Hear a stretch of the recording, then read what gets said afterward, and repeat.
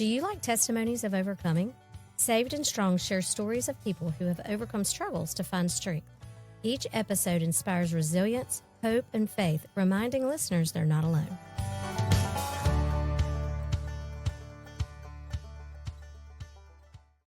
Hi, this is Carrie Watts with the Saved and Strong podcast. I am here today with Bishop Barlow. Bishop, we are so glad that you are here. Hey, thank you for having me on your podcast. Bishop is an author and organizational leader who loves ministering to the next generation of students and helping others find confidence in themselves and how God made them. Through his ministry, Know Ministries, he serves primarily middle school youth and helps them build their identity, confidence, and purpose in Jesus. Bishop loves to write and share biblical wisdom with others. He is the author of Look in the Mirror and the Truth About Children. He enjoys creating content to help others find their identity in God and share the power of their testimony. He is also a blog writer and writes for his blog, Away from the Mirror. Thank you so much for being here. I want you to tell us a little bit about your books and your ministry. So tell us what you've got going on.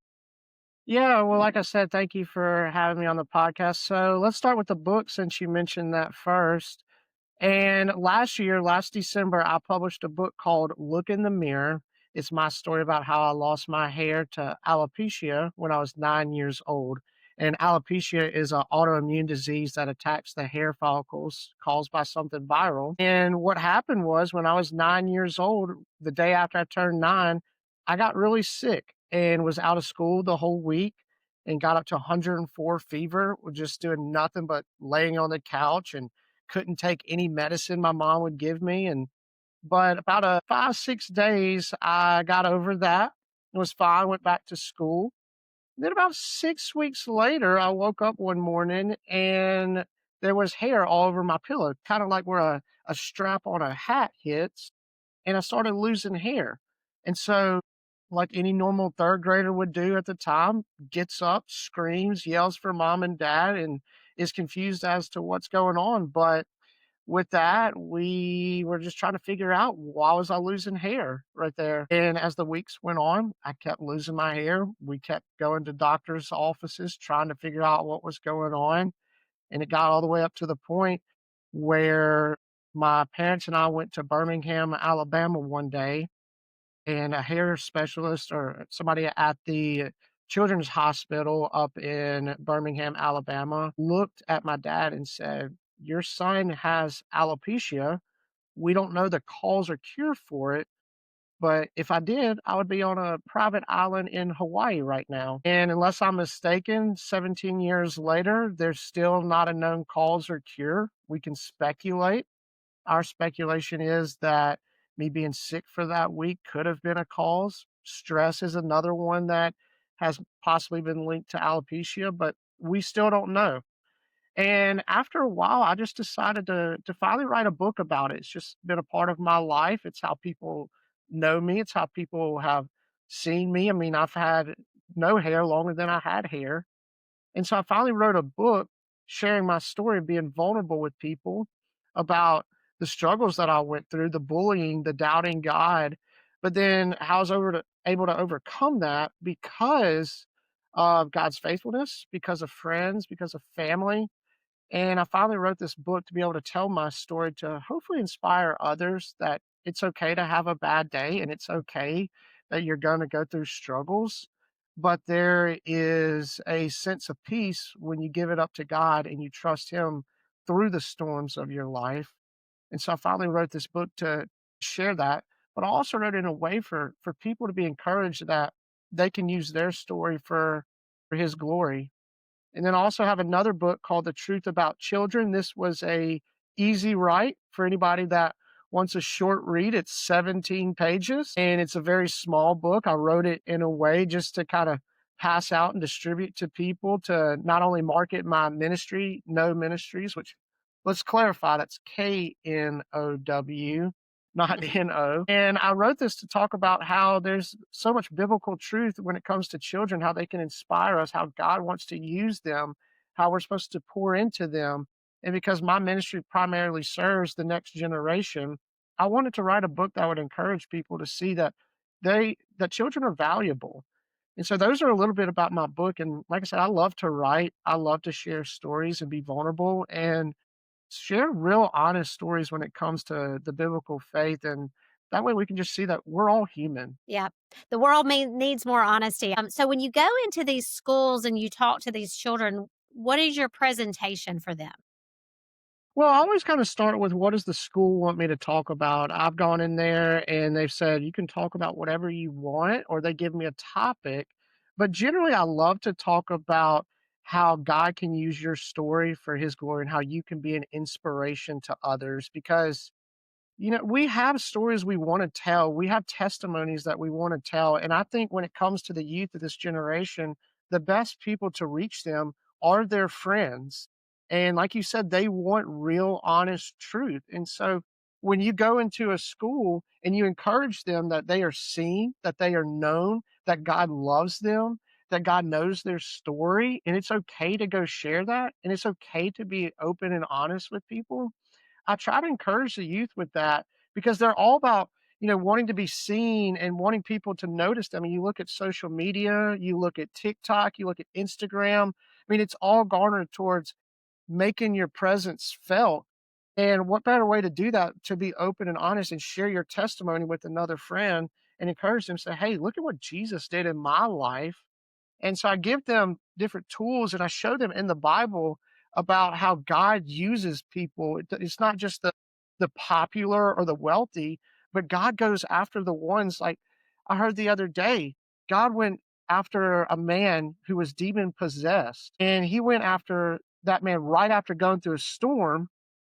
And then he stopped off just to talk to one man and then got back in the boat and went back to the other side, to another piece of land, all because of one man. That's how Jesus is. He goes after us. He goes after that one. He leaves the 99 to come after the one. I read that too. You must be reading through the Bible this year. I try to read through the Bible every day. So, do you have a good response from these children when you're talking to them at the schools? Oh, absolutely. I love just having them come up and saying, I can relate to that or, hey, I experienced that or, sometimes I love to tell embarrassing stories so they'll come up and think it was the greatest thing ever. Like I had an opportunity to back in August to speak to some kids who had alopecia just like me to speak to parents and 30 minutes before I was supposed to get up on the platform and speak to them, I completely just vomited at dinner that night because I got dehydrated, and first thing I talked about was, "Who saw me throw up at dinner tonight?" And, some people raise their hand. I'm like, "No, like, be honest, raise your hand." And so I was able to share that and then relate it to the fact that sometimes we have disruptions in life or sometimes we have embarrassing moments, but it's how you respond to them that you can either laugh them off or you can grow from them. And so I was able to use that as an opportunity. And then, of course, the whole response the rest of the weekend is like, "Are you feeling better? Are you feeling better?" But I really wanted to share that in a way that kids say, "You know what? Or maybe the storm in my life was a disruption, but hey, I love how he used that as a tool to say, hey, it's okay to have a bad day, but then you can turn it into something good." So, I love that you've got this ministry to these children. So, tell us about your apartment ministry too. Yeah, well, this gets into Know Ministries, and again, it's one of those things I have to clarify about myself. It's like I said, KNOW. I've had people tell me maybe I need to think about changing the name, but I don't for two reasons. One, I like the name, and two, I have too much marketing materials printed, so that would be a lot of extra cost on the organization. But what we do with No Ministries is we outreach to the youth of the next generation. And through that, we do a lot of apartment outreaches, especially around the Jackson, Mississippi area. And what's really cool about it is we take a unique approach to it. One of the things I love to say that we do is we go to the people. We have after school programs for children living in apartment complexes where I've had parents come up to me and tell me so many times, thank you for doing something like this. The kids don't have a whole lot.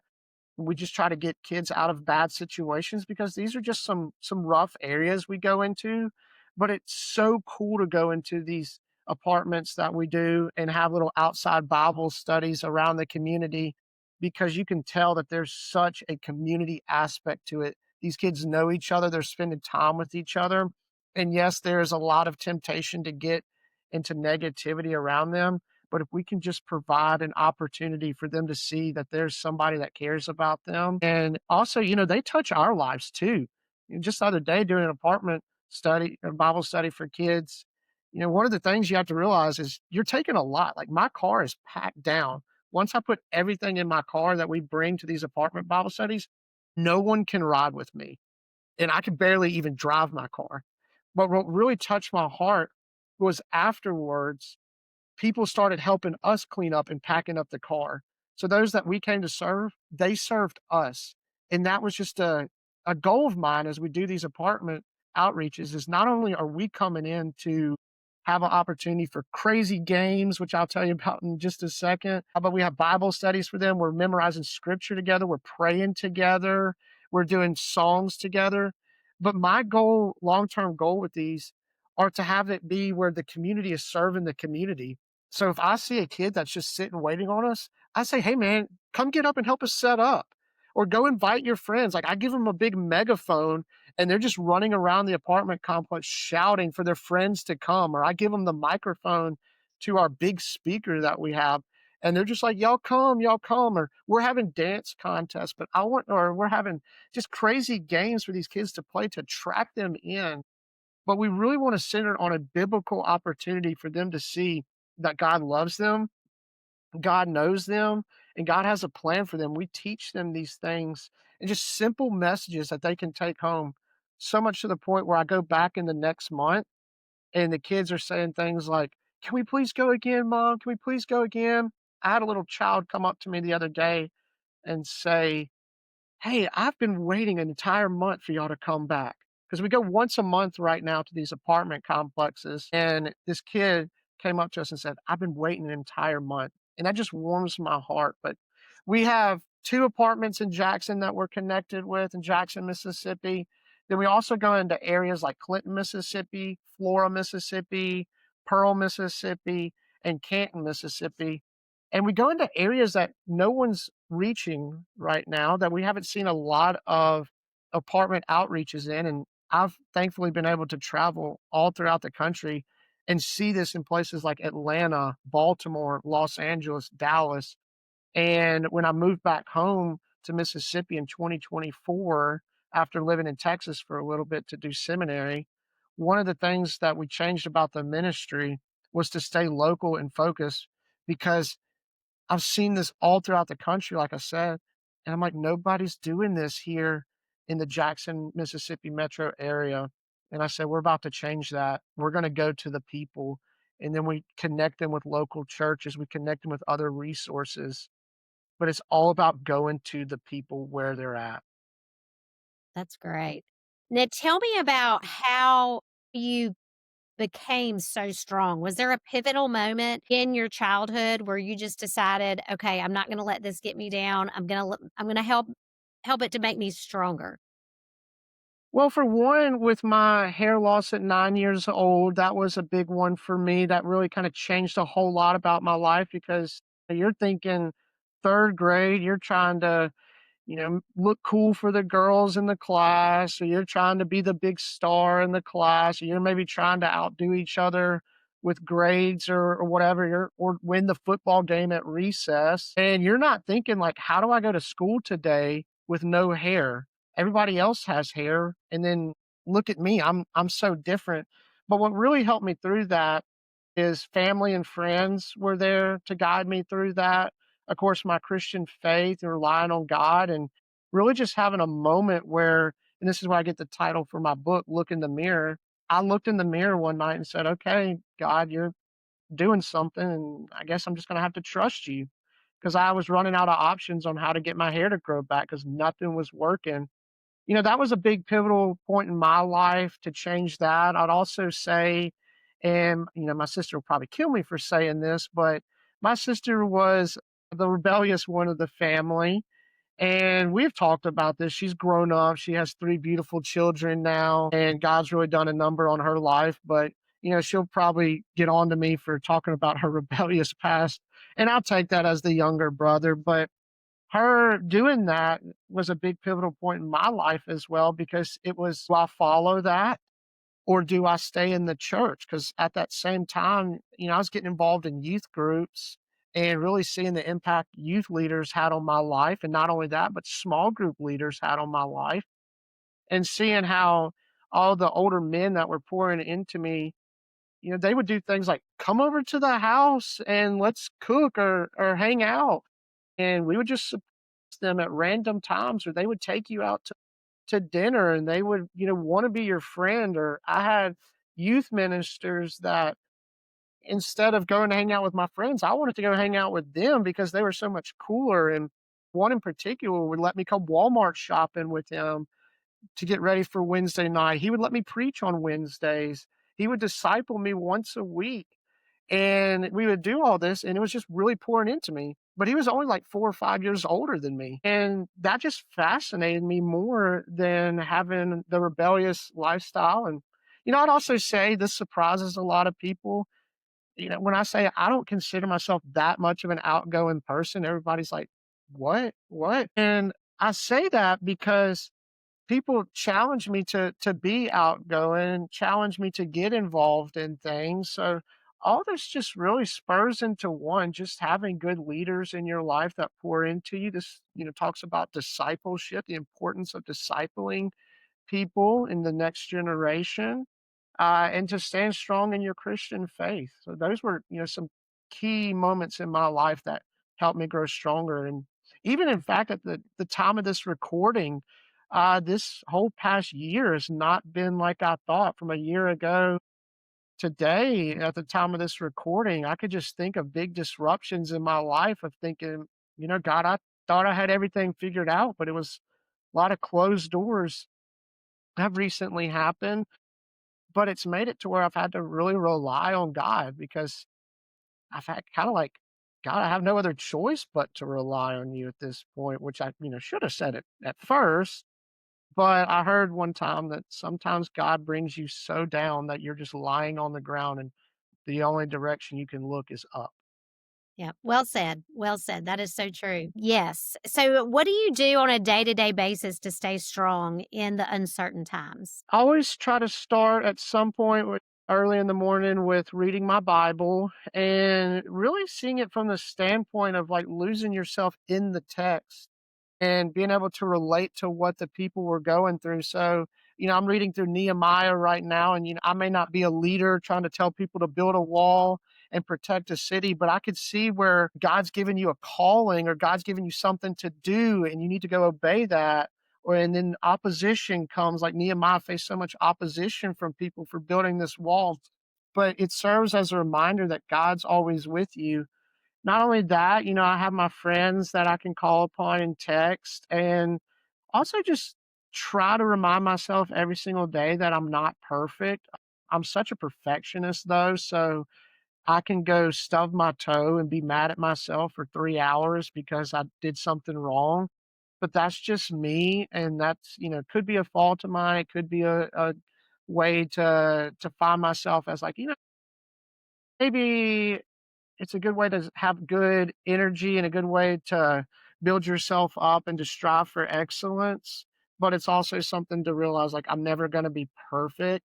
So always staying in prayer, always staying in the word, and always having people hold you accountable. And I love surrounding myself with people that are older and smarter than me because I look up to them and I say that's what I want to be.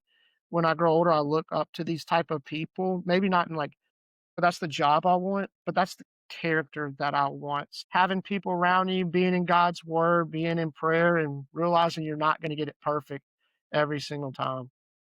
I like that. So, it sounds like you're being mentored and you're mentoring others. And that is so important in our Christian walk. We see that throughout the Bible for sure.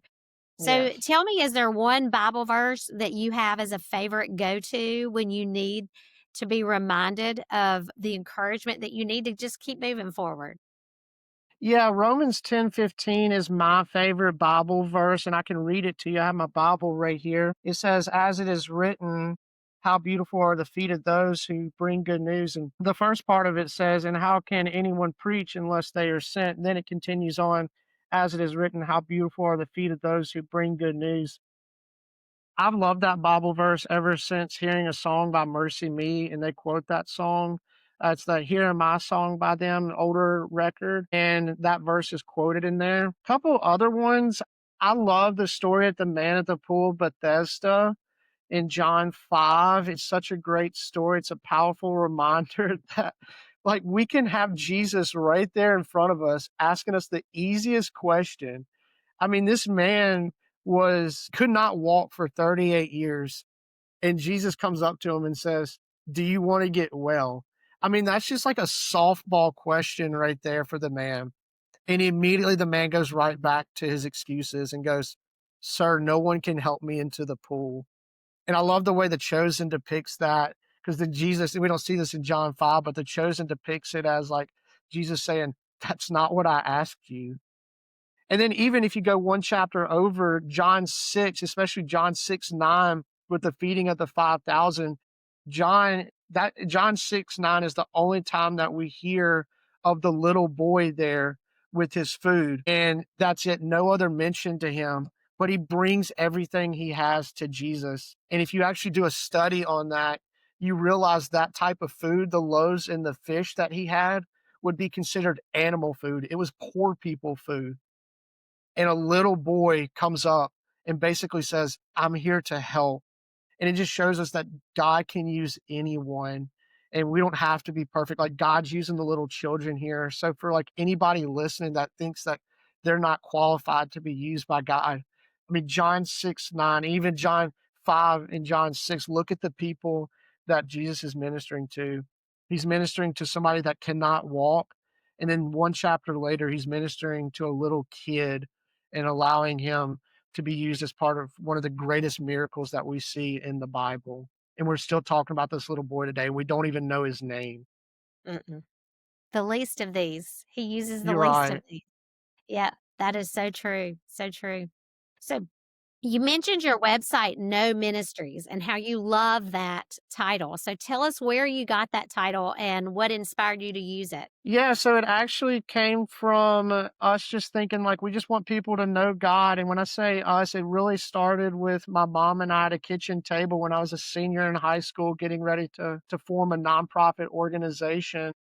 And we sat there and we were thinking about Know Ministries, and she was actually the one that suggested that John 8:32 about you should know the truth and the truth should set you free should be the main verse. And so my mom was the one that came up with the main verse to the organization, and it's quite simple. We just want people to know Jesus, especially the next generation of kids. And so we're going into schools, we're going into apartment complexes, we're going into youth groups, all just spreading this message. And we're not trying to compete with anybody. We're just trying to build the kingdom up together.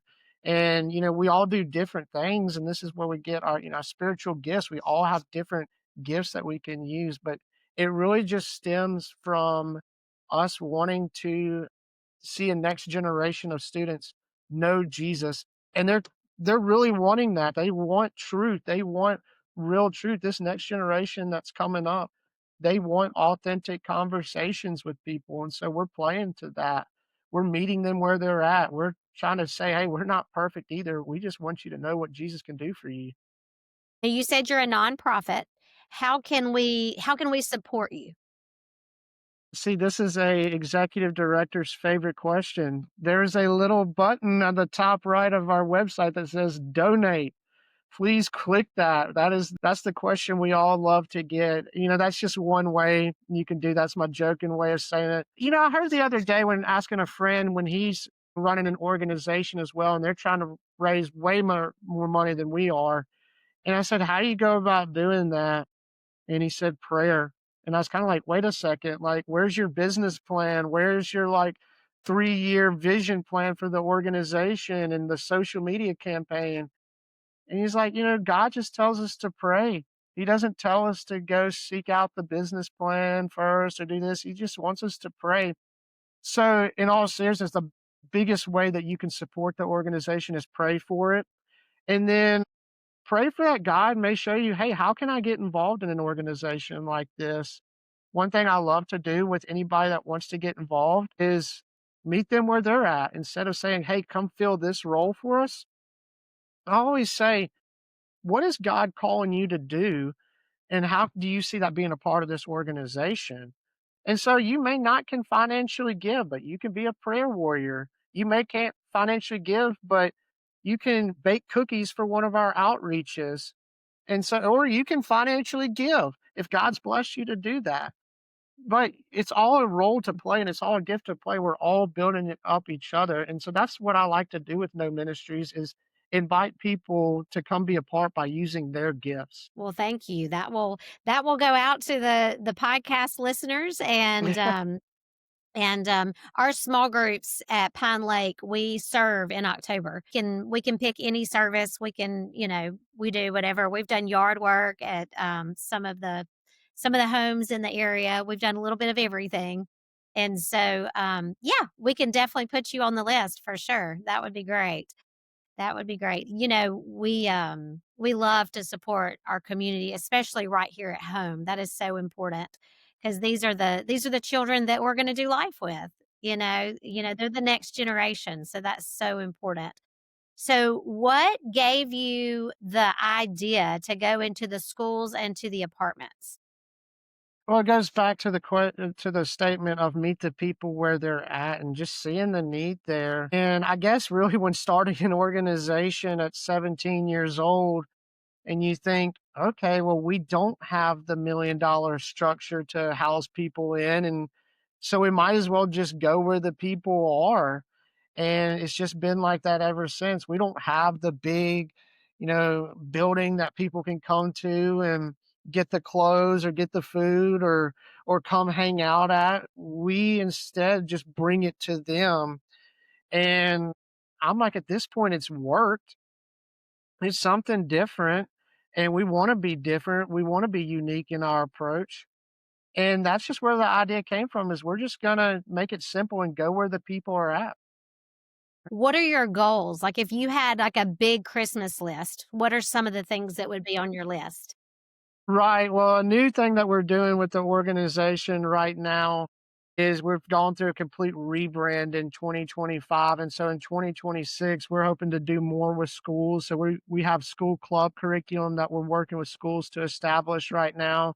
We're even working with doing small groups outside of church, outside of schools, an opportunity, not so much as a Bible study for middle schoolers, especially, but an opportunity for them to come and just have like open and honest conversations with people. And one of my newest board members is super excited about kind of spearheading that opportunity for us, that new initiative that we have. And now try to ask my board of directors to find ways that they can serve. And she's super excited about seeing this new project.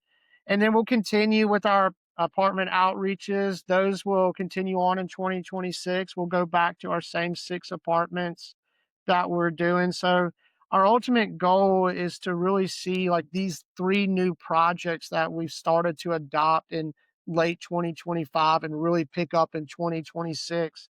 Have more volunteers, have more people seeing what we're doing, because the more volunteers that we get, the more people invested, the more we can do. I mentioned our apartment Bible studies are once a month right now. And my ultimate goal with that is to be more consistent than that, to be more of a presence than once a month. We're doing what we can right now. This is something that we've never done consistently. We've done it here and there, but as on a consistent monthly and weekly basis, as we go to different apartments, at least 2 a week, it's all a new initiative. So for people to just see the vision of what we're doing, the attention that we're trying to create right now, for people to just get behind that and in a way that allows them with their spiritual gifts. And most importantly, I would love for people to see the importance of ensuring this next generation knows who Jesus is. And more importantly than that, I want to encourage this next generation to see the potential they have right now. because I believe that we've told them so many times, "Hey, come sit down. Hey, your time is coming." I come in and tell them, "Your time's now. Your time is right now." Like, you have social media, get on there and minister on social media. The majority of this next generation of students is on social media. Over almost 95% of Gen Z and Gen Alpha have a social media account. So you talk about meeting the people where they're at. Let's meet them where they're at right there.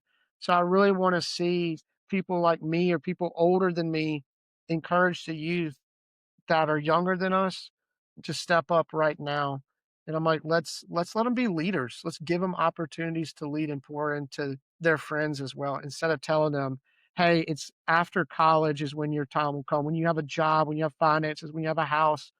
No, you can go minister right now. Yeah.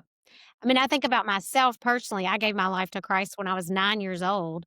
And so I remember thinking as a child that I could like save the world, you know? I mean, I'm sure, and they are more creative as children and they're more trusting as children. Like you say, that child coming to Jesus with his food, like, "I can feed all these 5,000 people with this little bit of fish and loaves." And so, yeah, it's a sweet time in their life when they just are more malleable, they're more Right. open to the truth and allowing the truth to sink into their hearts. I think it's an important time in their life, and, like, it sounds like you had a good mom that took you to church and showered you with the truth at home as well as on Sundays and Wednesdays. I had that too, and, I wouldn't trade it for anything. I'm so grateful for that. But, for these kids that don't have that, it's not that they'll be behind because God can do anything with their lives, but for you to be there and give them that truth, it sounds very promising for those children as well. And I know a lot of those children probably don't have a solid family unit to provide and protect them, and they probably do look forward to you being there and coming. So what kind of things do you take in your car? You said it is full, it is packed. What kind of things do you take? Oh man, we have tents. We have so many random games. We try to bring as many tables as we can to set up crafts, and I'm always thinking of like, what random thing can we do next? And just the other day, like I had somebody ask me how can they get involved. Like they wanted to do snacks. And I was like, well, we already have somebody doing snacks, but if you want, what you can do is buy a bunch of apples because I love the movie Cheaper by the Dozen, and when thinking of crazy things that I can do, I remembered that movie where we always loved the scene where they're playing apple schmear, and they are getting a tennis racket and apples and playing baseball. And so I had somebody donate a couple tennis rackets because I'm like, I'm not using my tennis rackets. I love my tennis rackets. But somebody donated some old tennis rackets that they had. Also, we're bringing spiritual growth resources. We're bringing little booklets for them to know about Jesus and to read on their own. We give them a take home folder for the month that challenges them to answer some questions, to memorize some Bible verses, give them a little Bible reading plan. And, all that just takes up space in your car. I was proud the other day, I got a big Bluetooth stereo that I could hook up and we could really blast out some music and really bring out the apartments, those living in the apartments and just make it really loud. And in fact, I think it was like so loud that across the street neighbors were like watching what we were doing. And, it's sometimes we're bringing out Bibles for them to have. We're bringing out next steps for them to have, and then snacks, of course, all just trying to create a cool little display that attracts them in. But most importantly, we want to give them a biblical foundation to take home with them because I can pack my car with games and activities and cool displays, but it's a miss if we're not giving them biblical truth. And that's why we always conclude with a little devotional that teaches them who Jesus is, why we should follow him.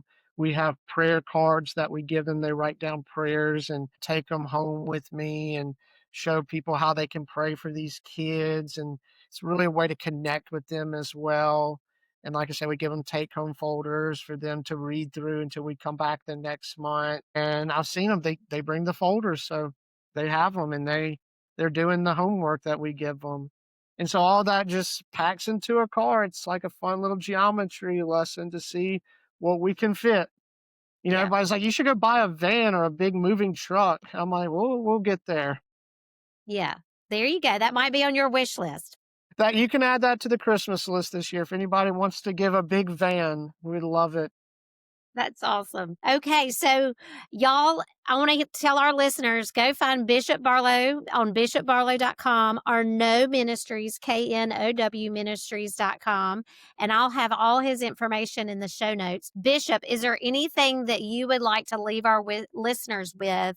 Encouragement, just a call to action, anything that you want to tell our listeners to encourage or inspire them today? Yeah, there's that little red button on the No Ministries website that says donate. No, I'm just kidding. I would leave you with this, that God can use anybody. God can use anybody to make a difference in this world, and you have a story to share that can bring God glory. That's awesome. All right. Well, thank you for being here with us today, Bishop. And thank you to our listeners that stayed with us to the end. I hope y'all have a great day.